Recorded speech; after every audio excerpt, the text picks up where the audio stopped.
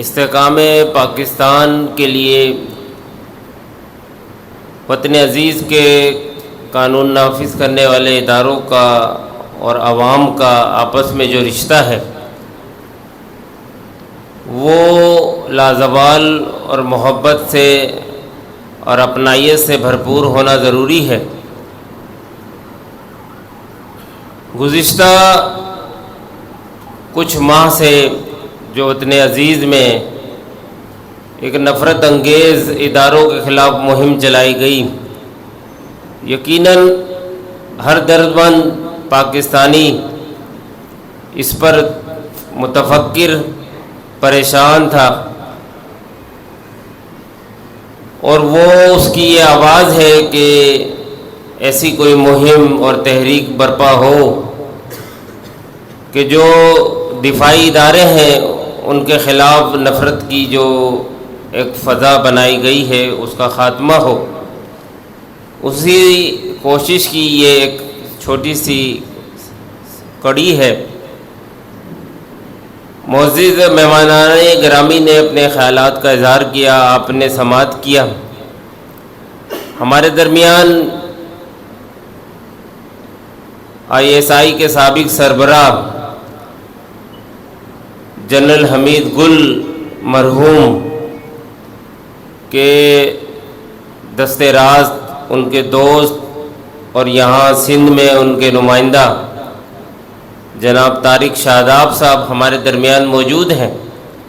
میں ان سے درخواست کروں گا کہ وہ آئیں اور اپنے خیالات کا اظہار کریں۔ آج کی اس مجلس میں، محفل میں، جامعہ ابی بکر الاسلامیہ جو ایک مشہور و معروف علمی ادارہ ہے، اس کے محتمم اور مدیر جناب ضیاء الرحمن مدنی صاحب حفظہ اللہ یہاں آمد ہوئی ہے۔ ہم ان کو مبارکباد دیتے ہیں، ویلکم کرتے ہیں، خوش آمدید کہتے ہیں۔ جناب طارق شاداب صاحب۔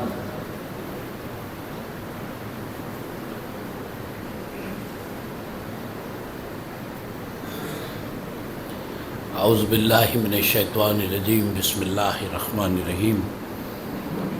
تمام تعریفیں اللہ رب العزت کے لیے وقف ہیں، جو تنہا مالک ہے زمین کی وسعتوں کا اور آسمان کی رفتوں کا۔ بے شمار صلاۃ والسلام محمد مصطفیٰ صلی اللہ علیہ وسلم پر۔ معزز مہمانان گرامی، میرے نوجوان ساتھیوں، بزرگوں، السلام علیکم۔ میں کیونکہ سیاست، دفاع اور خارجی امور کا طالب علم رہا ہوں اور اب بھی طالب علم ہوں، اور تاریخ جو ہے اس کے نتائج، اس میں پائی جانے والی خیر اور شر کو میں قرآن حکیم سے سمجھنے کی کوشش کرتا ہوں کہ جو وہ انسانوں کے عروج اور زوال کی رہنمائی کرتا ہے۔ ایک شعر کہا جاتا ہے کہ وقت کرتا ہے پرورش برسوں، حادثہ ایک دم نہیں ہوتا۔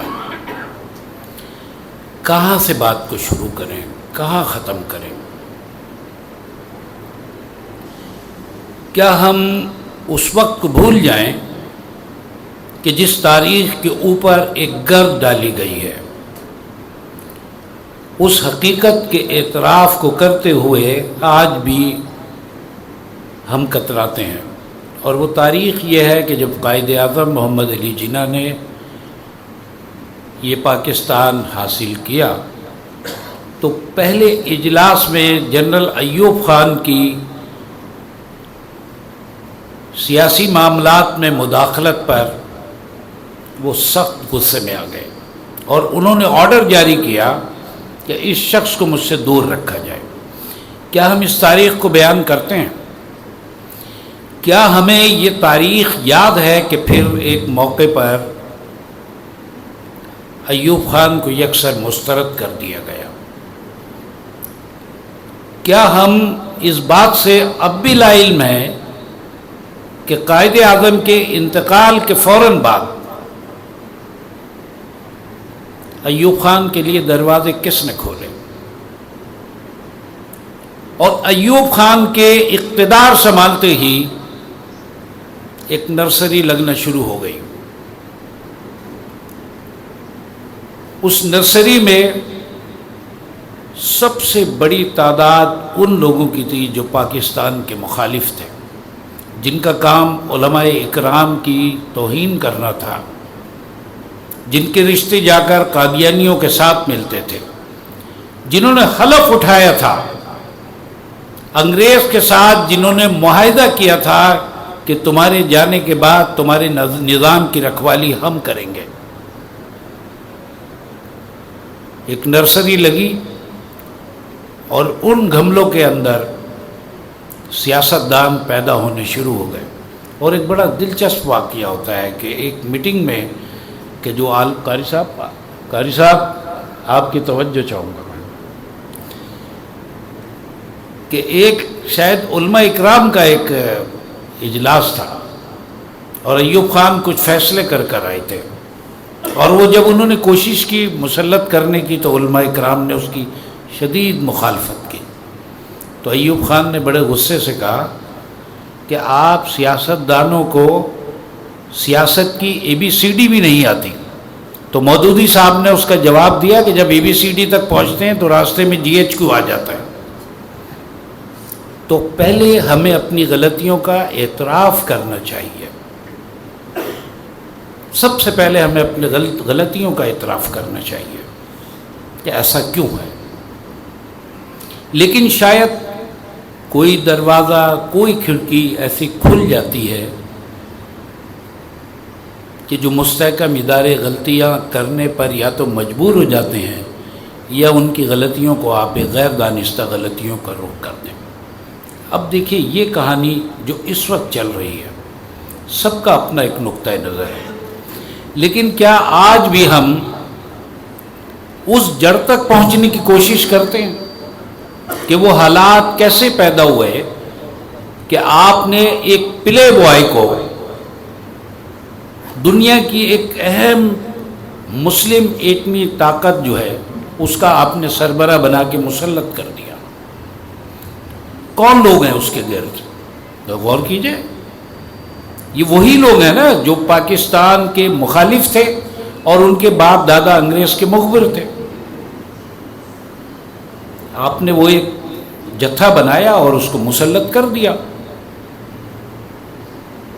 آتے ادھر کہ وہ حالات کیا تھے. دیکھیے 79 میں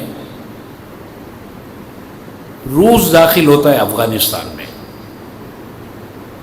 اور وہ یہ فیصلہ کر آتا ہے کہ پاکستان کو صفحہ ہستی سے مٹا دیا جائے گا. وہ جو واقعہ ہوا تھا U-2 اس کا جہاز کا، یہ اس وقت کے نشان لگے ہوئے تھے پاکستان پہ، جو وہ امریکن طیارہ وہاں گرا تھا، بٹبیر کے مقام سے اڑا تھا، اور وہ وہاں انہوں نے اس کو پکڑ لیا تھا اور انہیں معلوم ہو گیا تھا کہ پاکستان کے کس علاقے سے یہ اڑ کر آیا ہمارے خلاف کارروائی کرنے کے لیے. تو انہوں نے اسی وقت نشان لگا دیا تھا ایک سرخ قسم کا. بہرحال اب رشیا یہاں آتا ہے، آپ اس کا مقابلہ کرتے ہیں. ہم میں سے کتنے لوگ ہیں جنہوں نے کہا جی وہ جہاد ہم نے کیا تھا؟ کتنے لوگ ہیں ہم میں سے؟ ہم یہ سمجھتے ہیں کہ جی وہ امریکی امداد سے جہاد ہوا تھا، یورپ کی امداد سے، فلاں کی. 4 سال وہ جہاد جو ہے اس میں سوائے سعودی عربیہ کے کوئی ملک آپ کا مددگار نہیں تھا. آپ روایتی ہتھیاروں سے ان کا راستہ روک رہے تھے. لائیے کوئی ریکارڈ ہے کسی کے پاس، کسی امریکہ کے، برطانیہ کے؟ جب انہوں نے یہ محسوس کیا کہ یہ جہاد جو ہے یہ اپنی فتح کی منزل پر پہنچنے والا ہے، وہ بین الاقوامی سامراج اس میں کود گیا. اللہ کا کرنا دیکھیے کہ دوسری جنگ عظیم کے بعد جس سازش نے دیوار برلن بنائی تھی، وہ دیوار برلن جو ہے وہ ٹوٹنے کی طرف چلی گئی. اور پھر ہم نے اس میں یہ الزامات برداشت کیے نا کہ جی ہم دہشت گرد ہیں. تو میں ہمیشہ ہر فورم پر ایک بات کہتا ہوں کہ آپ بڑے فخر کے ساتھ کہیے کہ ہم دہشت گرد ہیں، ہم اپنی دہشت گردی کا اقرار کرتے ہیں. لیکن تم ایسا کرو، اس دیوار برلن کے ٹکڑے جمع کرو اور پھر اس کو تقسیم کر دو جرمن کو. کیوں فخر کے ساتھ جو ہے بیٹھے ہوئے ہو کہ یورپ نے ایک نئی کروٹ لی ہے؟ بنا دو اس دیوار کو دوبارہ سے. اب دیکھیے یہ ایک جہادی جو ایک فکر تھی، جو اسلام کا ایک غلبہ پاکستان کی طرف آیا تھا، اس کو ختم کرنے کے لیے یہ آج سے نہیں، اس وقت جب پہلا فوجی ماسکو کی طرف شکست کھا کے بھاگا، یہ تیاری شروع ہو گئی تھی کہ اب اس کو کیسے روکا جائے گا، کس طرح سے ہم اس کو روکیں گے. یہ تو اب آگے بڑھ گیا، یہ کشمیر تک بھی جائے گا، برما تک بھی جائے گا، یہ فلسطین بھی جائے گا، ایریٹریا بھی جائے گا، جہاں بھی مسلمانوں کو ضرورت پڑے گی یہ لوگ چلے جائیں گے. اب یہ سیکھ گئے. اب اس سلسلے میں ایک اور آپ کو واقعہ بتاتا ہوں. ڈاکٹر کورٹ والڈہائم جنرل سیکرٹری تھا اقوام متحدہ کا، تو شیوٹ ناڈے اور یہ سارے مل کے انہوں نے کہا یار وہ بات کرو اس کے ساتھ، رشینز کے ساتھ، گورباچوف کے ساتھ، اور ان سے کہو کہ یہ اس کو ابھی ختم کرو. تو رشیا کے جو وہ گورباچوف تھا اس نے بتایا کہ آپ ہم سے کیا کہنے کے لیے آئے کہ ہم اس جنگ کو بند کر دیں، جبکہ ہماری انٹیلیجنس ایجنسی یہ کہتی ہے اور حقائق یہ بتا رہے ہیں کہ یہ ہم شکست کے قریب ہو گئے، تو بند کیوں کر دیں اس کو.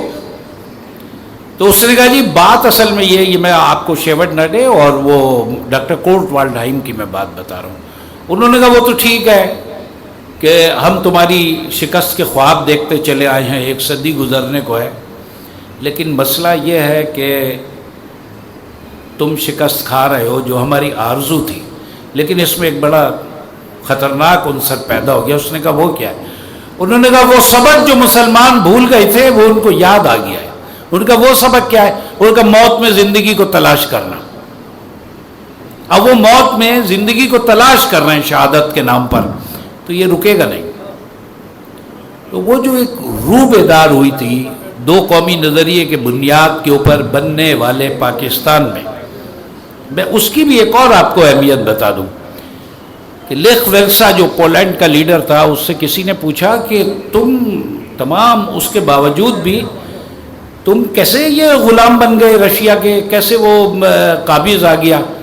تو اس نے کہا کہ افسوس کی بات یہ کہ ہمارے پڑوس میں کوئی پاکستان نہیں تھا. یہ اہمیت ہے آپ کے ملک کی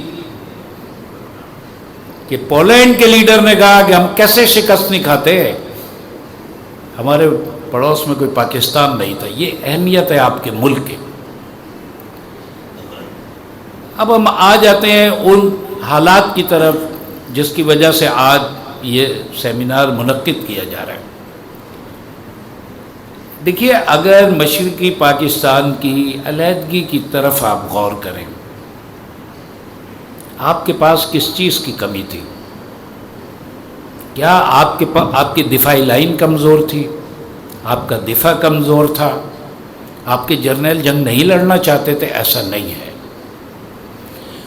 دنیا کی کوئی بھی فوج اس وقت تک جنگ نہیں لڑ سکتی جب تک عوام اس کے ساتھ نہ کھڑی ہوئی ہو.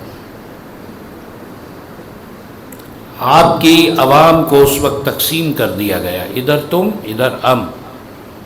وہ عزائم تھے،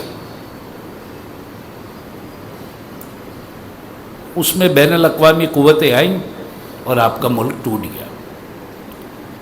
اب میں جس کہانی کی طرف آپ کو لے کر جا رہا ہوں وہ کہانی یہ ہے کہ وہ اداروں کے خلاف جو زہر اگلا جا رہا ہے وہ کیوں نہ اگلا جائے.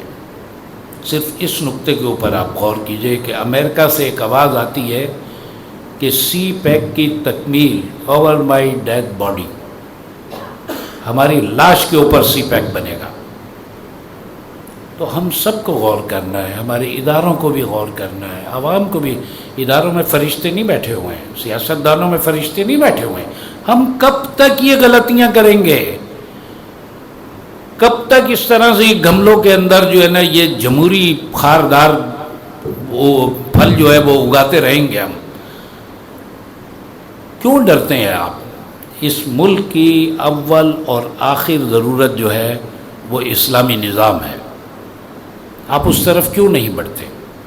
کیوں شرماتے ہیں آپ؟ ادارے ہمارے لیے جو ہے انتہائی قابل احترام ہے. ہماری فوج ہماری روح ہے، ہمارا فخر ہے.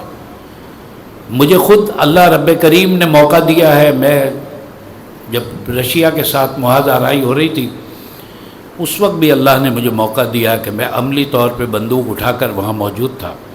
اور جب امریکہ آیا تو اس وقت بھی مجھے اللہ نے سعادت دی کہ میں وہاں پہ موجود تھا، اور جو ہم کر سکتے تھے اپنے طور پر وہ ہم کرتے رہے.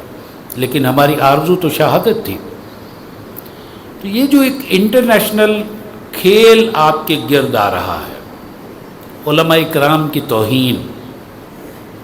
دیکھیں، ایک وزیر اعظم، ایک ذمہ دار شخص کھڑے ہو کر کسی، آپ لاکھوں اختلافی نقطۂ نظر رکھے ہیں کسی عالم کے ساتھ، لیکن آپ اس کا تمسخر اڑاتے ہیں وہاں کھڑے ہو کر، تالیاں بجاتے ہیں،